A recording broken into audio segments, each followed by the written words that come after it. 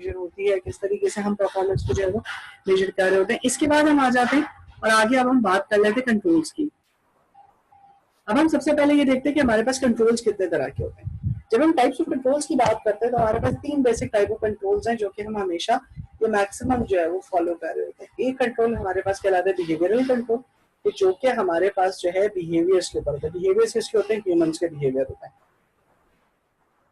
Control किस तरीके से किया जाता है बिहेवियरल एलिमेंट्स को या बिहेवियर्स को हम किस तरह कंट्रोल करते हैं? Through SOPs, through policies, through proper guidance कि जी ये पर्टिकुलर प्रोसेस है, ये पर्टिकुलर एक्टिविटी जो है इस तरीके से जो है वो परफॉर्म होगी, या ये प्रिकॉशनरी मेजर्स हैं जो कि आपको लेने हैं, ये वो बिहेवियर्स हैं जो डिजायर्ड हैं, ये बिहेवियर अनडिजायर्ड है, तो you have to retain these behaviours and you don't have to retain those behaviours as well. ठीक है, इसके बाद हम आउटपुट की बात करते हैं। आउटपुट कंट्रोल के अंदर ये होता है what is to be accomplished focused on end result through performance target. That means everything obsolete, जो भी चीज आपको करनी है, जो भी आपको end result चाहिए है, focus on that, और उसके ऊपर dedicatedly focus करके, उसके ऊपर dedicatedly motives के साथ जो है उसको focus करो, concentrate करें और concentrate करके आउटपुट को जो है desired आउटपुट को ले लो, एक्वायर कर लो। उसके बाद इनपुट कंट्रोल्स है। इनपुट कंट्रोल्स का मतलब ये होता है कि आपके तमाम के तमाम जितने भी लोग होते हैं, ह्यूमंस होते हैं, हमारे जितनी भी मशीन्स होती हैं, जितनी भी स्किल्स होते हैं, जितने भी मोटिव्स होते हैं, उन तमाम चीजों को आप कंट्रोल कर रहे होते हैं। ठीक है,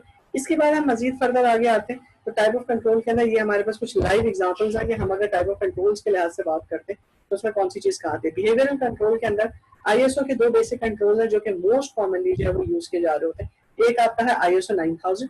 आईएसओ 9000 जो स्टैंडर्ड सीरीज है वो बेसिकली आपके एसओपीज की क्वालिटी को डिफाइन करता है कि आपकी जॉब डिस्क्रिप्शन कितनी अच्छी तरीके से बनी हुई है, आपकी किसी भी एक्टिविटी को परफॉर्म करने का प्रोसेस किस तरीके से लिखा हुआ है, कितने क्लीन वो प्रोसेस है, किस तरीके से वो प्रोसेस कम्युनिकेट किया जाता है, लोगों को एज क्वालिटी के बारे में बताया भी जाता है या नहीं बताया जाता, क्वालिटी क्या होती है ये आपने लोगों को बताया हुआ है या नहीं बताया हुआ, कि what comes how the quality will be derived ये आपको बताया हुआ है या नहीं बताया हुआ।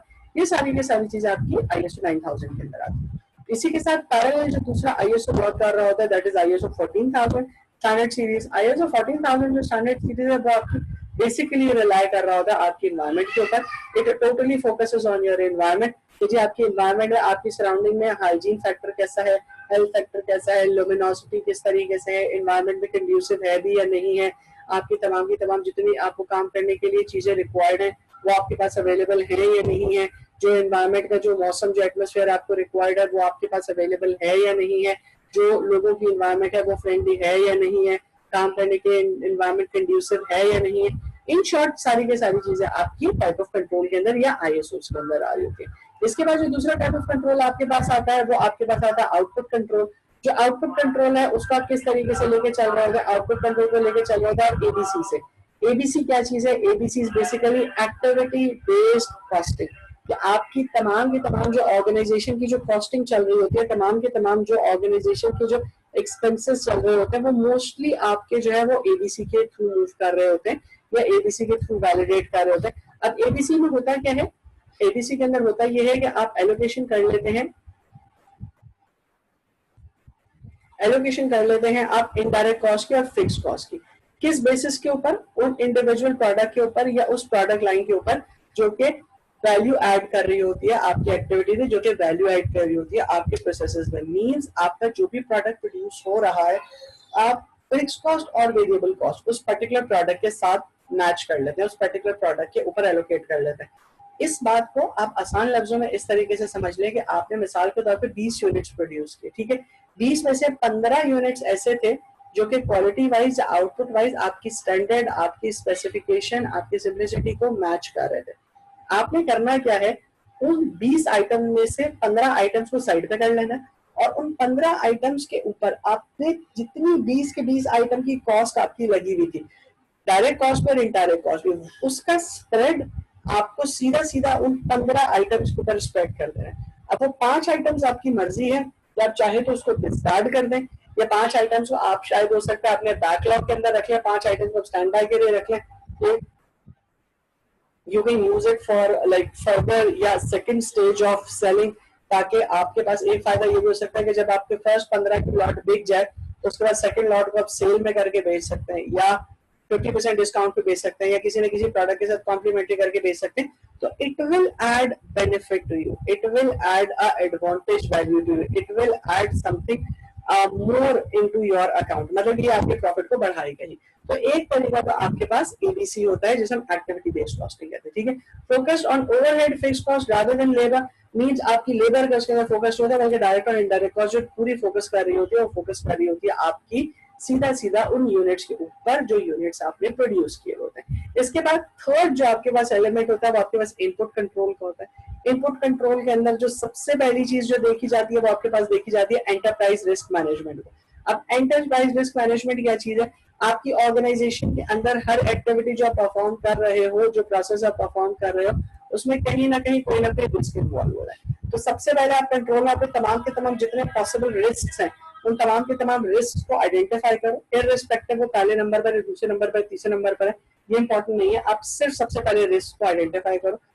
रिस्क को आइडेंटिफाई करने के बाद what you do is that आपने जो रिस्क आइडेंटिफाई किए हैं उन तमाम के तमाम रिस्क को जो है आप आइडेंटिफाई करने के बाद रैंक करो।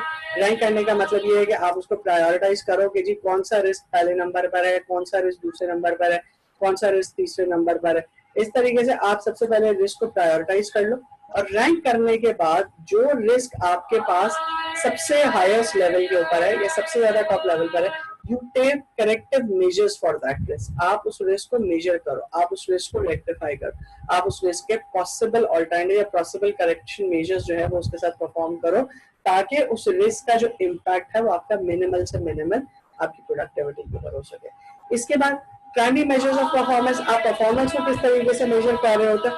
परफॉर्मेंस को मेजर करने के बहुत सारे तरीके हैं और ये मोस्टली फाइनेंस के एरिया है, तो इसलिए इसको 1 मिनट है पढ़ लो, फिर उसके बाद इसको डिस्कस करते हैं कि ये है क्या।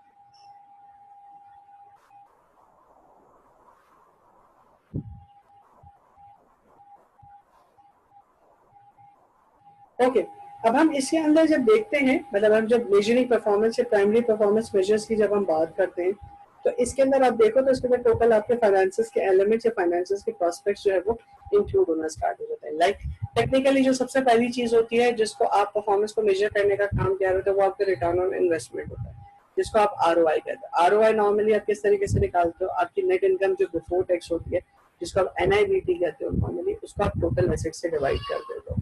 whenever you get extract this thing, आपके पास रिटर्न ऑन इन्वेस्टमेंट आ जाता है, आपको पता चल जाता है कि कितनी आपने इन्वेस्टमेंट की है, उसके अगेंस्ट में आपने कितना रिटर्न एक्वायर किया।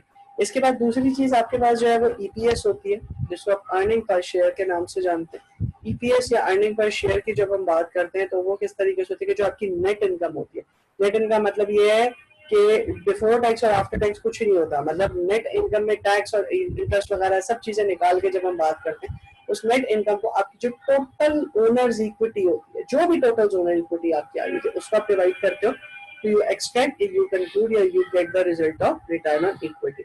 इसके बाद आपके पास ऑपरेटिंग कैश फ्लोज आ जाते हैं। ऑपरेटिंग कैश फ्लोज के अंदर क्या होता है, ऑपरेटिंग कैश फ्लोज में आप नॉर्मली जो है वो इतना लेते हो, मतलब that means earning before income tax and हाँ अर्निंग बिफोर इनकम टैक्स के बारे में, इंटरेस्ट एंड इनकम टैक्स के बारे में कहते हैं कि आपकी वो चीज इतना आ जाती है। इसमें आप करते क्या हो कि कैश जनरेट एक्सट्रैक्ट करते हो कि आपकी कंपनी कितना कैश जनरेट कर रही है फाइनेंसिंग और टैक्सेस से बिफोर, ठीक है। मोर एक्यूरेट देन इतना as it takes into account the working capital as well, और ये वर्किंग कैपिटल को भी कंसीडरेशन में ले लिए तो इप्टा को लेना ज्यादा बेहतर होता है। ये आपके पास जो है वो बेसिकली स्टेक होल्डर मेजर्स, मतलब ये आप ये कह लो जिस तरीके से ओनर्स इक्विटी जो इन्वेस्टर्स होते हैं उसके लिहाज से आपके जो है ये वो जो तमाम के तमाम एरियाज हैं, ये आपके स्टेक होल्डर है, किस स्टेक होल्डर को नियर और लॉन्ग टर्म में जो है वो किस चीज के साथ जो है या किस तरीके से परफॉर्मेंस को जो है वो मेजर करना होता है। लाइक अगर कस्टमर्स के लिहाज से बात करें तो कस्टमर सबसे पहले जो देख रहा होता है वो ये देख रहा होता है कि आपकी नियर टर्म में सेल्स कितनी हुई है, और उसके बाद लॉन्ग टर्म में देखता है कि सेल्स के अंदर ग्रोथ के कितने चांसेस हैं। सप्लायर के लिहाज से बात करें, सप्लाई ये देखता है कि सप्लायर को कितनी कॉस्ट पड़ रही है और नेक्स्ट ईयर में जो है मेरा आने वाले टाइम में उसकी कॉस्ट कितनी बढ़ेगी। फाइनेंशियल आपकी जो वो है जो आपकी फाइनेंशियल कम्युनिटी है वो सबसे पहले ये देखते हैं कि जी आपकी अर्निंग पर शेयर कितना है, और ग्रोथ के अंदर जो है वो रिटर्न ऑन इक्विटी, ग्रोथ और रिटर्न ऑन इक्विटी के कितने चांसेस हैं। एम्प्लॉयज जो है वो नियर टर्म में प्रोडक्टिविटी देखते हैं, क्योंकि प्रोडक्टिविटी देखने से उनको ये पता चलता है कि जी हमें प्रॉफिट मिलेगा या नहीं मिलेगा, हमें जो है वो हमारी सैलरी इंक्रीज होगी या नहीं होगी।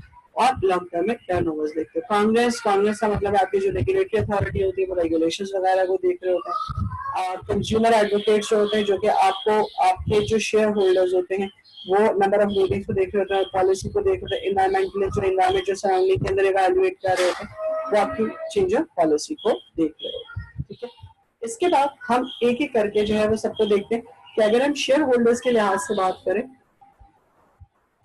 अगर हम शेयर होल्डर्स के लिहाज से बात करें तो शेयर होल्डर्स के लिहाज से जो है present value, anticipated future value of cash flows जो है वो चेक किया जाता है बिजनेस प्लान के लिहाज से, और ये चीज देखी जाती है कि जी कंपनी कितनी हद तक लिक्विडेट है, कंपनी किस हद तक अपने जो है वो लायबिलिटीज को पे ऑफ कर सकती है। This is how they define their performance. Like अगर उनसे परफॉर्मेंस के बारे में पूछो तो वो अपनी परफॉर्मेंस को जो है वो इस टर्मिनोलॉजी से डिफाइन कर रहे होते हैं शेयर होल्डर्स कि जी लिक्विडिटी कितनी है कंपनी की। अब अगर मजीद फर्दर आगे आके बात करें और शेयर होल्डर्स के लिहाज से देखें तो शेयर होल्डर्स कौन कौन से आपके जो वैल्यूज है, ये रेशियोज है वो देख रहा होता है। वो अगर देखें तो इकोनॉमिक ईवीए जिसे कहते हैं, इकोनॉमिक वैल्यू एडेड कहते हैं, वो इसका जो है इसकी वैल्यू को देख रहे होते हैं। ईवीए अगर आपके पास पॉजिटिव है तो इसका मतलब ये है कि आपकी जो कंपनी है या आपके जो बिजनेसेस है या आपका जो भी पॉलिसी है, जो भी स्ट्रेटेजी है, it's generating a positive value, it's generating an economic value. ठीक है,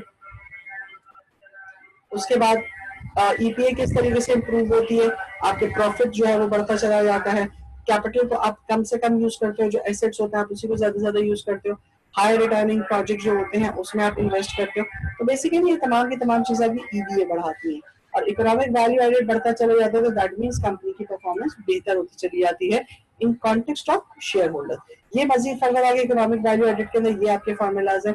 it should be greater than zero means strategic value is creating performance. ठीक है, इसके बाद आप मजीद फर्दर आगे चले जाते हो तो आपके पास जो परफॉर्मेंस को मेजर करने के जो ऑर्गेनाइजेशन के अंदर जो प्रिंसिपल होता है उसको नाम दिया जाता है बैलेंस स्कोर कार्ड का। बैलेंस स्कोर कार्ड का मतलब ये है कि आपकी ऑर्गेनाइजेशन के अंदर फाइनेंशियल, कस्टमर, इंटरनल बिजनेस और लर्निंग, इन चारों एरियाज में किस हद तक डेवलपमेंट हो रही है। जितनी डेवलपमेंट इसके अंदर होती चली जाएगी उतना ही फायदा होता चला जाएगा, और जितनी कम डेवलपमेंट होगी ऑर्गेनाइजेशन की परफॉर्मेंस मेजर उतनी ही कम होती चली जाएगी। बोर्ड के लिहाज से हम फीडबैक की बात करें तो बोर्ड के लिहाज से जो परफॉर्मेंस मेजर होता है वो आपके पास इन चंद एरियाज के अंदर होता है, जिसमें आप जो है कंपनी की परफॉर्मेंस देखते हैं, लीडरशिप देख रहे होते हैं, टीम बिल्डिंग देख रहे होते हैं, एक्सटर्नल कॉन्स्टिट्यूएंसीज देख रहे होते हैं, ऑडिट्स देख रहे होते हैं कि ऑडिट्स में किस हद तक जो है ऑब्जेक्शंस आ रही हैं। फिर उसके बाद आप स्ट्रेटेजिक ऑडिट फ्लोज देख रहे होते हैं कि आपका स्वॉट किस तरीके से जो चल रहा है। इसके बाद आप डिविजनल फंक्शनल लेवल की मतलब और अंदर की परफॉर्मेंस की बात करते हैं तो उसमें आप क्या करते हैं, आप ये देखते हैं कि जो रिस्पॉन्सिबिलिटी सेंटर्स कैसे चल रहे हैं, आपके कॉस्ट सेंटर जो हैं वो कितने ज्यादा है। दैट मींस जो आपकी मैन्युफैक्चरिंग कॉस्ट है वो एबनॉर्मली बढ़ तो नहीं रही है, वो कंट्रोल लेवल के ऊपर जितनी आपने एंटिसिपेट की है उतनी ही कॉस्ट सेंटर चल रहे हैं। रेवेन्यू सेंटर जो आपका सेल्स है वो प्रॉपरली रेवेन्यू जनरेट कर रहा है या नहीं कर रहा। आपके जो एक्सपेंस सेंटर्स है, एक्सपेंस सेंटर से मुराद आपके जो बिजली के बिल्स हैं, आपके एडमिनिस्ट्रेटिव एक्सपेंस है, एम्प्लॉइज एक्सपेंस है, वो सेंटर वो तमाम के तमाम आपके बजट के अंदर है या नहीं। अगर वो आपके बजट से बढ़ रहे हैं तो इसका मतलब ये कहीं ना कहीं कोई ना कोई प्रॉब्लम आ रहा है। प्रॉफिट सेंटर्स की बात की जाएगी, जो प्रॉफिट सेंटर्स हैं वो आपके प्रॉपरली प्रॉफिट दे रहे हैं। इन्वेस्टमेंट सेंटर्स आपके आरओआई के लिहाज से आप मेजर कर रहे होते हैं कि जी वेदर आपकी आरओआई जो है वो प्रॉपरली इवेल्युएट कर रहे हैं चीजों को या नहीं कर रहे। फिर उसके बाद हम बेंचमार्किंग की बात कर लेते हैं। बेंचमार्किंग अगेन हमने जो बिल्कुल शुरू के अंदर पढ़ा था कि जो हम मेजरमेंट्स होते हैं उसे एक बेंचमार्क कर लेते हैं, तो वही सेम चीज हम यहाँ पर हम एक बेंचमार्क करते हैं। लेकिन उस बेंचमार्क को बनाने का मकसद कतई तौर पे ये नहीं होता कि आपने एक दफा बेंचमार्क बनाया एंड इट्स डन। एक मिनट आप क्रिएट हो गया है।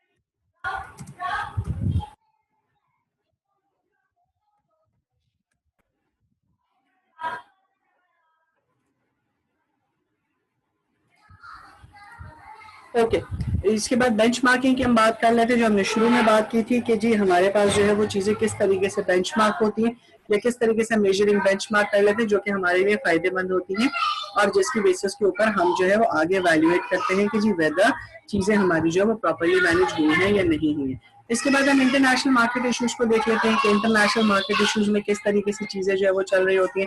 इंटरनेशनल मार्केट इशू में हमारे करेंसी एक्सचेंज रेट्स होते हैं, इन्फ्लेशन होती है, टैक्सेस वगैरह होते हैं, ट्रांसफर प्राइसिंग होती है, रेपुटेशन प्रॉफिट होता है, प्राइवेसी होती है, ये सारी की सारी चीजें हमारे इंटरनेशनल मार्केट इश्यूज के अंदर आती है जो कि हमें प्रॉब्लम क्रिएट करा सकती हैं या जो हमारे लिए बेनिफिशियल भी हो सकती है। ठीक है, इसके बाद जो चीज हम देख लेते हैं वो हम देख लेते हैं कि हमारे पास परफॉर्मेंस मेजर प्रॉब्लम जो परफॉर्मेंस हमारे पास मेजरमेंट है, ये जो एक्चुअल हम जो मेजर कर रहे हैं उसमें प्रॉब्लम्स हमारे पास क्या क्या आ सकती है। उसमें हमारे पास दो तरह की हमारी बेसिक प्रॉब्लम जो हम फेस कर रहे होते हैं।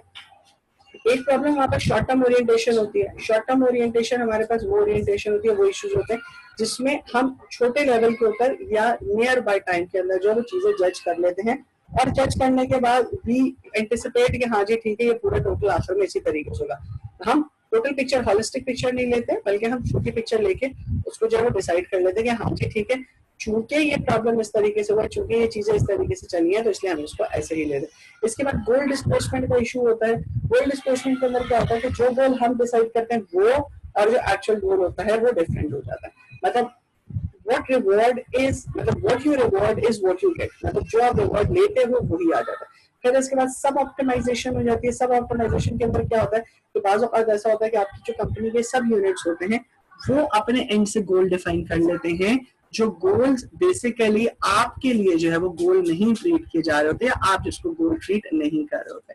इसके बाद प्रॉपर कंट्रोल के लिए कुछ गाइडलाइंस हैं। ये गाइडलाइंस अगर आप फॉलो करते हैं तो आपके पास प्रॉपर कंट्रोल आ जाता है। मींस आपके पास जो है जितनी इंफॉर्मेशन रिक्वायर्ड है you keep that much of information with you. उसके बाद एक्टिविटीज और रिजल्ट जो है वो प्रॉपर होने चाहिए, टाइमली होने चाहिए, लॉन्ग टर्म शॉर्ट टर्म जो है चीजें डिफाइंड होनी चाहिए, पिन पॉइंटिंग एक्सेप्शन होनी चाहिए। दैट मींस एक्सेप्शन बहुत मिनिमल होनी चाहिए ताकि जो भी आपका डिजायर्ड है वो एक्चुअल और डिजायर्ड जो आपस में मैच करे।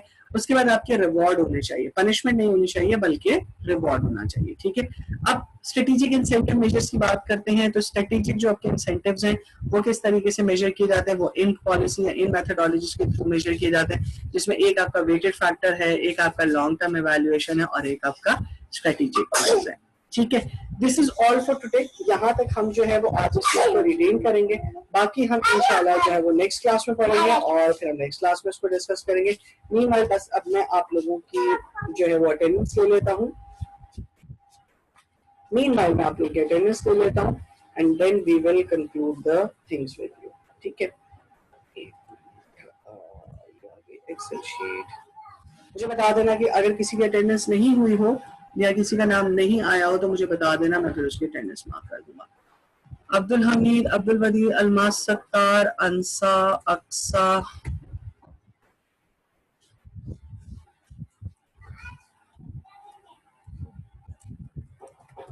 फरीहा, अफसा, इमरान, जब्बार,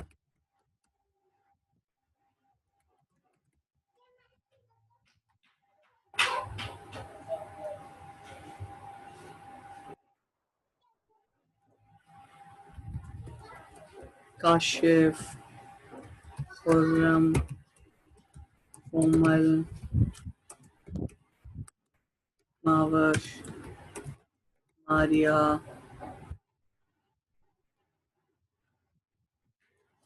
मिन्नाल, निदा, अलवशा, सोबिया,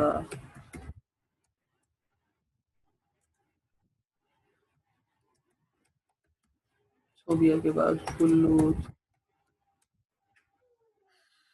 फुल्लूद के बाद नहीं। जी कौन रह गया अटेंडेंस में से? जब्बार जी, जब्बार हो गई है बेटा आपकी अटेंडेंस। मैं एक दफा फिर नाम रिकॉल कर रहा हूँ, आप लोग देख लोगे किसकी हुई है किसकी रह गई है। अब्दुल हमीद, अब्दुल वलीद, अलमास, अंसा, अक्सा, फरीहा, हफ्सा, इमरान, इकरा, जब्बार, काशिफ, खुर्रम, कोमल, मावश, मारिया, मनाल, निदा, पलवशा, सूबिया, फुलूद एंड मही। कोई रह तो नहीं गया? अगर कोई रह गया तो मुझे जल्दी से बताओ। हो गए सारे के सारे? चलो ठीक है, okay, it's done for today. बाकी इंशाल्लाह हम जो है वो नेक्स्ट क्लास के अंदर में। ठीक है बेटा, थैंक यू, ओके, अल्लाह हाफिज़।